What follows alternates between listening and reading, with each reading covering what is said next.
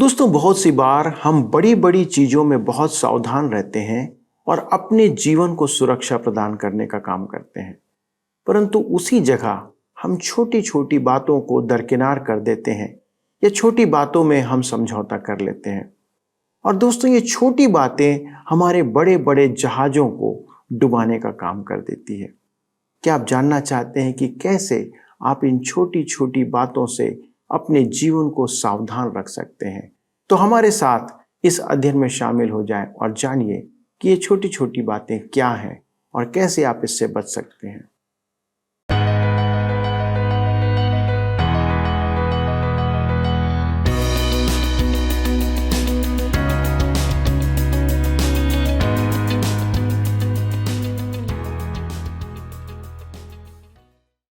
दोस्तों, आप सभी को प्रेम भरा नमस्कार। आप इस समय सत्यवचन बाइबल अध्ययन कार्यक्रम में हैं और मैं आप सभी का इस प्रसारण में स्वागत करता हूं। विश्वास करता हूं कि आप सभी स्वस्थ और सुरक्षित हैं तथा परमेश्वर के वचनों में हमारे साथ बढ़ रहे हैं।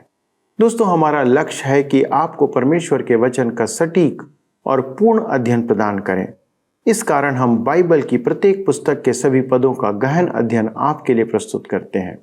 हम इस समय श्रेष्ठ गीत की पुस्तक से अध्ययन करते हुए परमेश्वर के प्रेम को जान रहे हैं कि किस प्रकार परमेश्वर का प्रेम हम मनुष्यों के लिए प्रकट किया गया है।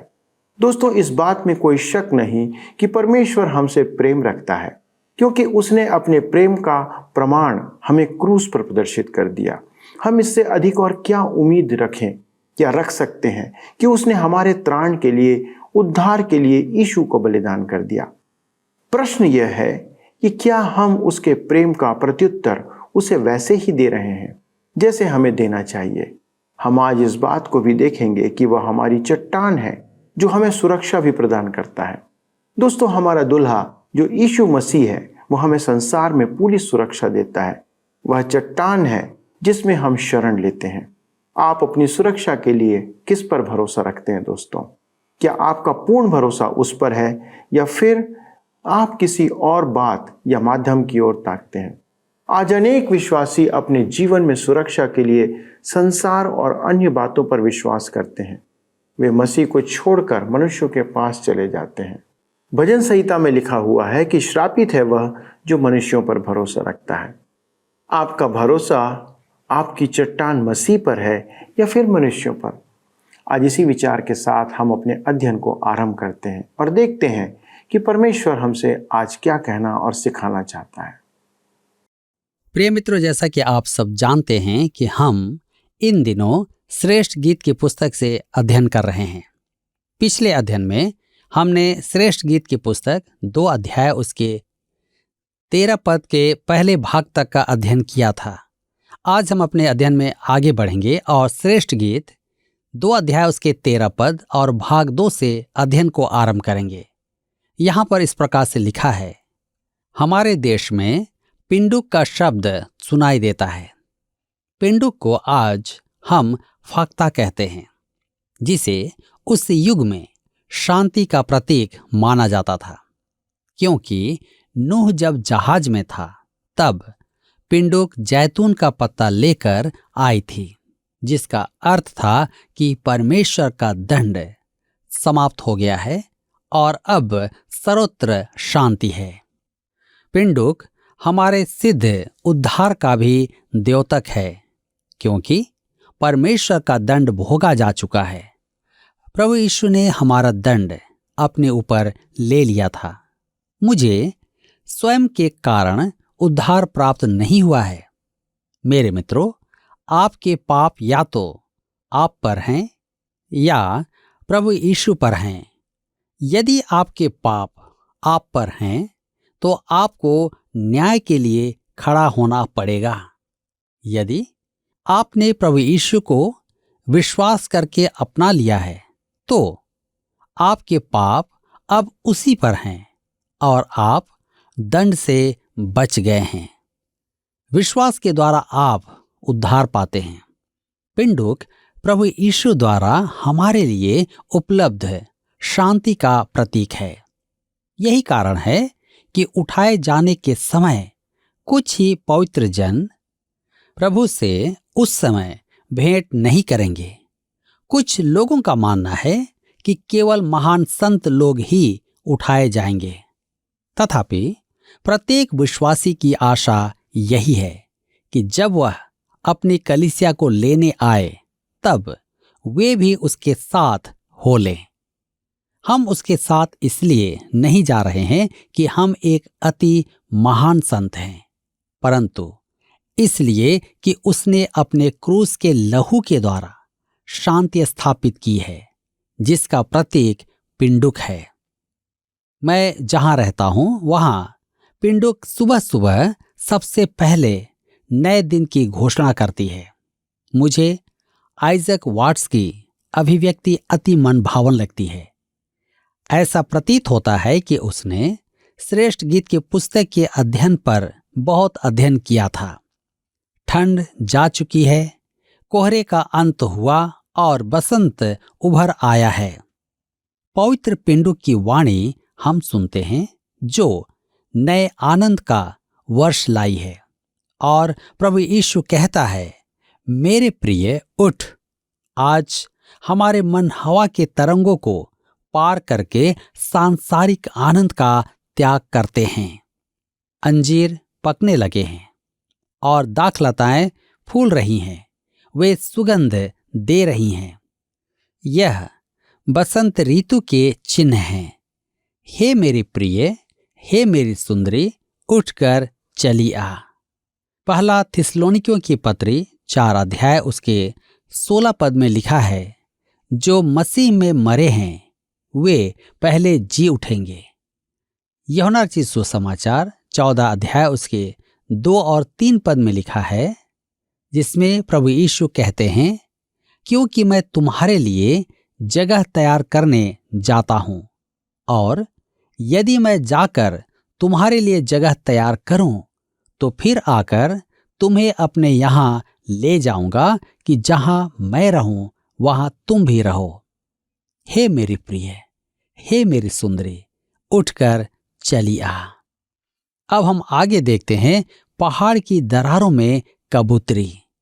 श्रेष्ठ के 2 अध्याय उसके 14 पद में आगे लिखा है, हे मेरी कबूतरी, पहाड़ की दरारों में और टीलों के कुंज में मुझे अपना मुख देखने दे, मुझे अपना बोल सुनने दे, क्योंकि तेरा बोल मीठा और तेरा मुख अति सुंदर है। यही भजनकार ने भी कहा है, भजन संहिता 74 उसके 19 पद में, अपनी पिंडुकी के प्राण को वन पशु के वश में न कर। क्या प्रभु हमें मुक्ति दिलाएगा? हमें कहा गया है कि वह हमें चट्टान की दरार में छिपा लेगा। चट्टान प्रभु यीशु का प्रतीक है। जी हां, उसी चट्टान पर कलीसिया का निर्माण किया गया है। उसने हमारा दंड उठा लिया और हम उसमें विश्राम पाते हैं। इससे हमें संतोष ही नहीं वरन सुरक्षा भी प्राप्त होती है। यदि आप आज चट्टान पर हैं तो आप सुरक्षित हैं। यदि आपको उसके आश्वासन का बोध नहीं हो रहा है तो भी आप सुरक्षित हैं। एक महिला अपने उद्धार के विषय में महान आश्वासन के साथ चर्चा कर रही थी, तो किसी ने उससे कहा, आप तो ऐसे कह रही हैं कि आप चट्टान पर सुरक्षित और निश्चिंत हैं। उस महिला ने कहा, जी हां, मैं निश्चिंत हूं। कभी कभी मैं चट्टान पर कांपने लगती हूं, परंतु चट्टान मेरे नीचे नहीं कांपती है। मेरे प्रियो, पिंडुक पवित्र आत्मा का प्रतीक भी है। वह पिंडुक की नाई उस पर उतरा था। वे सब जो प्रभु यीशु मसीह में हैं, उसमें उस पवित्र आत्मा का वास है। रोमियो की पत्री 8 अध्याय उसके 9 पद में पौलुस कहता है, यदि किसी में मसीह का आत्मा नहीं तो वह उसका जन नहीं। सच्चे विश्वासी अपने सीधेपन और अपनी दीनता में पिंडुक के समान हैं। मत्ती रचित सुसमाचार 10 अध्याय और उसके 16 पद में हमारा प्रभु कहता है, सांपों के समान बुद्धिमान और कबूतरों के समान भोले बनो। मेरे विचार में पिंडुक एक मूर्ख पक्षी है। एक दिन एक पिंडुक मेरे मित्र के कार से टकराकर गिर गई। वह मार्ग से हटने के स्थान पर वहीं खड़ी रही जब तक कि उसकी कार से वह दब न गई। हमें कबूतर की नाई भोले तो होना है, साथ ही सर्प की नाई चतुर भी होना है, नहीं तो हम कुचल दिए जाएंगे। वह एक कायर पक्षी भी है। होशे नबी की पुस्तक 11 अध्याय उसके 11 पद में परमेश्वर ने कहा, वे मिस्र से चिड़ियों के समान और अश्शूर के देश से पिंडकों की भांति थरथराते हुए आएंगे और मैं उनको उन्हीं के घरों में बसा दूंगा। यहोवा की यही वाणी है। पिंडुक को चट्टान की दरार में छिपने का स्थान चाहिए होता है। मसीह यीशु हमारे लिए घायल की गई चट्टान का एक अति उत्तम चित्रण है। किसी ने कहा, मैं मसीह के मन में भाले के घाव से प्रवेश करता हूं। आइए अब हम आगे बढ़ते हुए देखेंगे छोटी लोमड़ियां। श्रेष्ठ गीत 2 अध्याय के 15 पद में लिखा है, जो छोटी लोमड़ियां दाख की बारी को बिगाड़ती हैं, उन्हें पकड़ ले, क्योंकि हमारी दाख की बारियों में फूल लगे हैं। बाड़ा लगाकर बड़ी लोमड़ियों से तो बचाव हो जाता है, परंतु छोटी लोमड़ियां भीतर घुसकर अंगूर और नई दाख लताओं को हानि पहुंचाती थी। ये लोमड़ियां पाप और हानि पहुंचाने वाले मनुष्यों का प्रतीक है। यूहन्ना ने दोनों का ही पर्दाफाश किया है। पाप के विषय में उसने कहा, लूका रचित सुसमाचार 3 अध्याय उसके 11 पद और 13 से 14 पद में, जिसके पास 2 कुर्ते हों वह उसके साथ, जिसके पास नहीं है बांट ले, और जिसके पास भोजन हो वह भी ऐसा ही करे। जो तुम्हारे लिए ठहराया गया है उससे अधिक न लेना, किसी पर उपद्रव न करना और न झूठा दोष लगाना, और अपने वेतन पर संतोष करना। इसके बाद यूहन्ना ने हेरोदेस पर भी उंगली उठाई। यीशु ने उसे लोमड़ी कहा था। लूका रचित सुसमाचार 13 अध्याय उसके 32 पद में उसने कहा कि किसी की पत्नी को अपने घर लाना अनुचित है। इस पर क्रोधित होकर हेरोदेस ने उसका सिर कटवा दिया। खरी बात करने से प्रचारक नाम नहीं कमाता है। मेरे मित्रों, आज कलीसिया में हानि पहुंचाने वाले यही छोटी लोमड़ियां हैं। यही छोटे पाप विश्वासियों की संगति को और मसीही जीवन को हानि पहुंचाते हैं। एक उदाहरण है भलाई न करना। याकूब कहता है 4 अध्याय उसके 17 पद में, जो कोई भलाई करना जानता है और नहीं करता, उसके लिए वह पाप है। यही वह छोटी लोमड़ी है। हम प्रायः देखते हैं कि हम परमेश्वर की सेवा में कुछ कर सकते हैं, परंतु उस पर ध्यान नहीं देते। हम प्रायः ऐसा पाप करते हैं। वचन कहता है कि यीशु भलाई करता रहा। मेरे प्रियो, कितनी बार हम पत्र लिखना चाहते हैं परंतु लिखते नहीं। इसी प्रकार हम मसीही प्रचार कार्य में कुछ सहयोग देना चाहते हैं परंतु देते नहीं हैं। हमें किसी के लिए प्रार्थना करना हो तो भी हम प्रार्थना नहीं करते हैं। तब हमें शमूएल के शब्दों का स्मरण आता है। पहला शमूएल 12 अध्याय उसके 23 पद में लिखा है, फिर यह मुझसे दूर हो कि मैं तुम्हारे लिए प्रार्थना करना छोड़कर यहोवा के विरुद्ध पापी ठहरूं। यह भलाई न करने के छोटे पाप हैं। ये ही तो छोटी लोमड़ियां हैं जो दाख की बारी को हानि पहुंचाते हैं। हम रोमियो की पत्री 14 अध्याय उसके 23 पद में भी छोटी लोमड़ियों के बारे देखते हैं। जो कुछ विश्वास से नहीं वह पाप है। कितनी बार हम अपनी इच्छा से कदम उठाते हैं और कहते हैं कि वह विश्वास है, जबकि हम जानते हैं कि वह विश्वास से नहीं है। हम केवल अपनी इच्छा पूरी करना चाहते हैं। यह पाप है। यह छोटी लोमड़ी है। वह परमेश्वर के काम को हानि पहुंचाती है। जी हां, हम टूटे हुए सरकंडे का सहारा लेने की मानसिकता रखते हैं। हम उसके सहारे पर खड़ा होना चाहते हैं और पवित्रता का दिखावा करते हैं। हम कहते हैं हम परमेश्वर की अगुवाई में ऐसा कर रहे हैं। हम जानते हैं कि यह सच नहीं है, परंतु कितनी सरलता से इसे कहते हैं। रोमियो के पत्र में लिखा है कि जो कुछ विश्वास से नहीं वह पाप है। याकूब की पत्री 2 अध्याय उसके 9 पद में एक और छोटी लोमड़ी है। यदि तुम पक्षपात करते हो तो पाप करते हो और व्यवस्था तुम्हें अपराधी ठहराती है। मेरे साथ एक बार ऐसा ही हुआ था। मैं किसी कलीसिया में आराधना के लिए गया। मैं नहीं चाहता था कि कोई मुझे पहचाने। मैं केवल प्रचार सुनना चाहता था। जब मैंने द्वार के भीतर कदम रखा तो सेवक ने बड़े अपमान से मुझे कहा कि मैं वहीं रुक जाऊं, और फिर आकर उसने कहा कि मेरे लिए वहां बैठने के लिए कोई स्थान खाली नहीं है, और मुझे पीछे खड़ा कर दिया गया।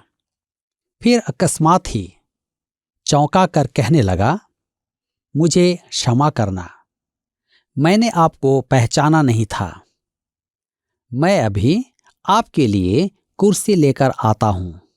बड़े दुख की बात है कि कलीसिया में ऊंचे व्यक्ति को, पैसे वाले जन को सम्मान दिया जाता है, और किसी गरीब को, चाहे वह धर्मी हो, उसे अनदेखा किया जाता है।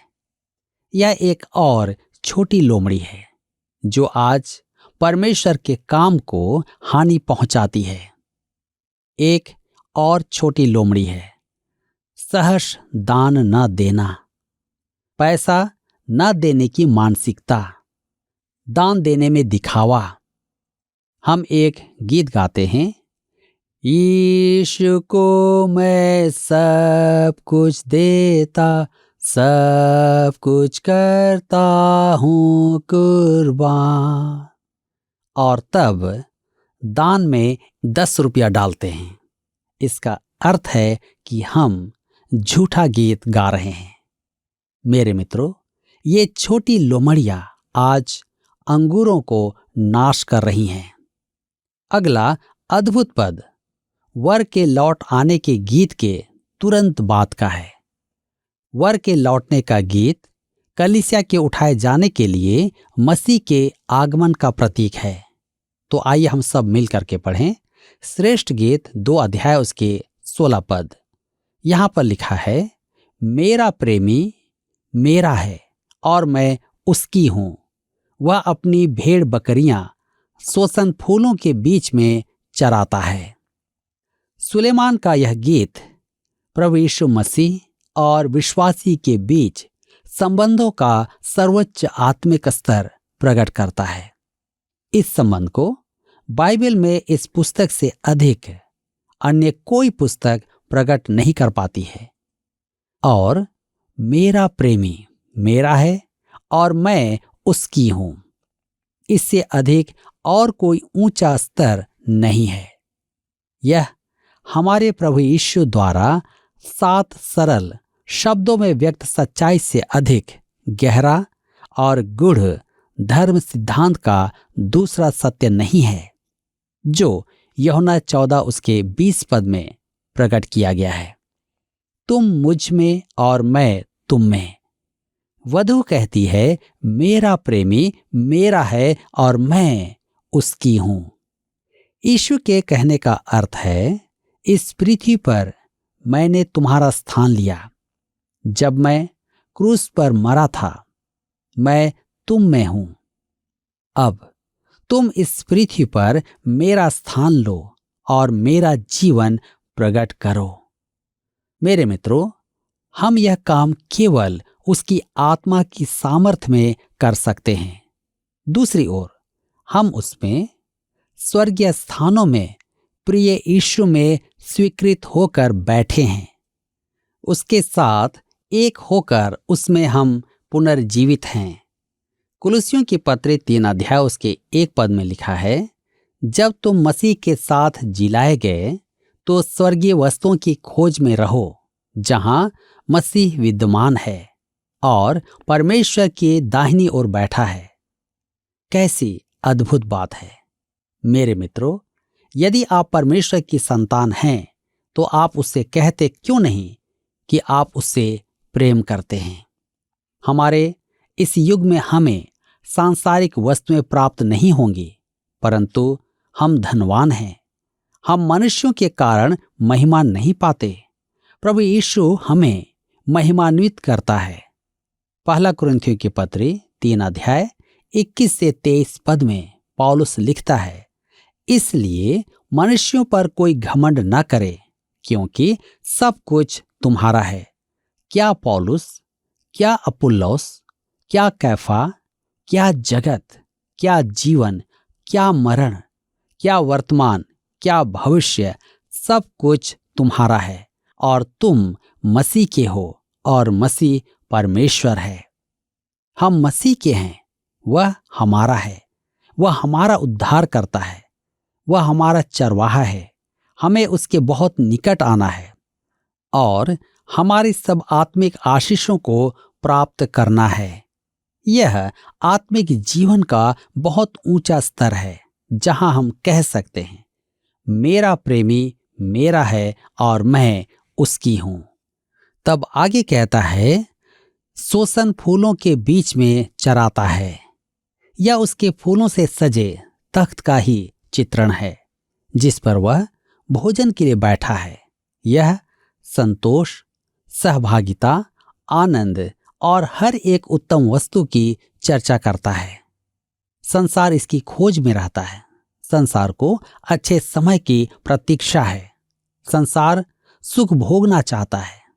हम भी मसीह की मेज पर बैठकर उसके साथ आनंद मनाते हुए अच्छे समय का सुख भोगें। यह ऊंचा आत्मिक स्तर है।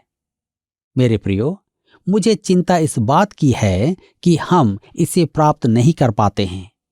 भजन संहिता 139 के 6 में लिखा है, अतः वह हमें वधू की नाई पुकारता है, मुझे खींच ले, हम तेरे पीछे दौड़ेंगे। हम यीशु को निहारने और अपने जीवन में उसकी सामर्थ्य को पाने तक अपनी दौड़ में भाग नहीं ले सकते हैं। मेरा प्रेमी मेरा है और मैं उसकी हूं।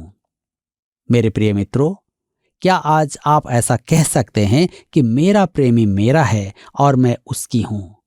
क्योंकि प्रभु चाहता है कि आप उसके बने। यदि नहीं तो आज आपके पास अवसर है।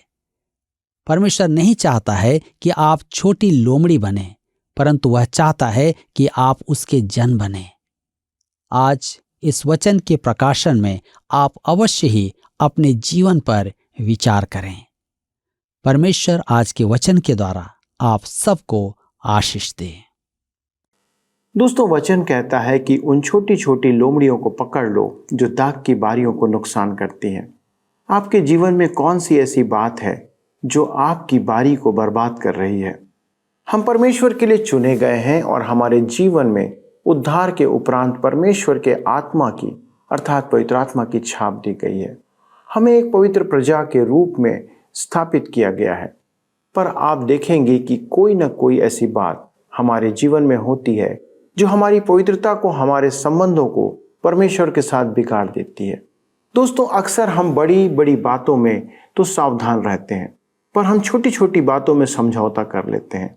कई एक ऐसे पाप होते हैं जिन्हें हम पाप की श्रेणी में रखते ही नहीं, पर वह परमेश्वर की दृष्टि में पाप होता है। जैसे हम कई बार छोटी छोटी बातों में झूठ बोलने से नहीं चूकते हैं।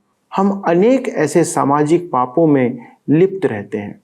दोस्तों, परमेश्वर कहते हैं कि हमें उन्हें पकड़ लेना है और अपने जीवन से दूर करना है। परमेश्वर ने आपके जीवन में एक सुंदर बारी को स्थापित किया है। हमें पापों की क्षमा देकर एक पवित्र और शुद्ध जीवन प्रदान किया है, पर बहुत से छोटे छोटे पाप हमारे जीवन को बर्बाद कर रहे हैं। आज का वचन हमें उन्हें दूर करने के लिए हमें कहता है। दोस्तों, इस समय परमेश्वर का आत्मा निश्चित तौर पर आपको उन पापों को बता रहा होगा जो आपके जीवन में उन छोटी लोमड़ियों के समान है। क्या आप उन्हें अपने जीवन से दूर करना चाहते हैं? क्या आप अपने जीवन को शुद्ध और पवित्र करना चाहते हैं? क्योंकि परमेश्वर का वचन ही हमारे जीवन के पापों को हमें बताता है और उन्हें हमारे जीवन से दूर करता है। आइए हम प्रार्थना करें और परमेश्वर से मांगे कि वह हमें उन पापों से मुक्त करे। हमारे स्वर्गीय पिता, हम धन्यवाद देते हैं आपके अनुग्रह और दया के लिए कि प्रभु जी, आपने अपने प्रेम और दया को हम पर प्रकट किया। प्रभु, हमारी प्रार्थना है कि हमें ऐसी समझ और बुद्धि दें कि हम अपनी बारियों में, अपने जीवन में जो भी गलत काम है उसे चुनकर बाहर निकाल सकें। प्रभु, आपकी आत्मा हमें इस बात के लिए बुद्धि और समझ प्रदान करें कि हम ऐसा करने पाएं। धन्यवाद देते हैं प्रभु, प्रार्थना को सुनने के लिए विनती प्रभु यीशु ख्रीस्ट के नाम से मांगते हैं, आमीन। दोस्तों, आपकी उपस्थिति के लिए बहुत बहुत धन्यवाद। अगले प्रसारण में हम फिर से आपके सन्मुख हाजिर होंगे। तब तक आप परमेश्वर के अनुग्रह में बने रहें और जी हाँ, हमें फ़ोन, SMS और व्हाट्सएप के द्वारा संपर्क करने से ना चूकें। प्रभु आपको आशीष दे। आइए अब हम प्रश्न देखें। पिछले प्रश्न का उत्तर है डी, मसीह। संसार, देह और शैतान हमें मसीह से दूर रखने का प्रयास करती है। आज के अध्ययन पर आधारित प्रश्न है, खाली स्थान पाप और हानि पहुंचाने वाले मनुष्यों का प्रतीक है। ए, लोमड़ियां, बी, अधर्म, सी, मतवालापन, डी, अमानवीय स्वभाव। मित्रों, इस प्रश्न का उत्तर हमें कल सुबह 6 बजे से पहले विकल्प A, B, C या D के साथ अपना नाम, पता, स्थान के साथ 9651433397 पर SMS या WhatsApp करें। सभी विजेताओं को विशेष पुरस्कार प्रदान किए जाएंगे। धन्यवाद। क्या आपको यह कार्यक्रम पसंद आया? अभी हमें एक मिस कॉल करें और आप अगले विजेता हो सकते हैं।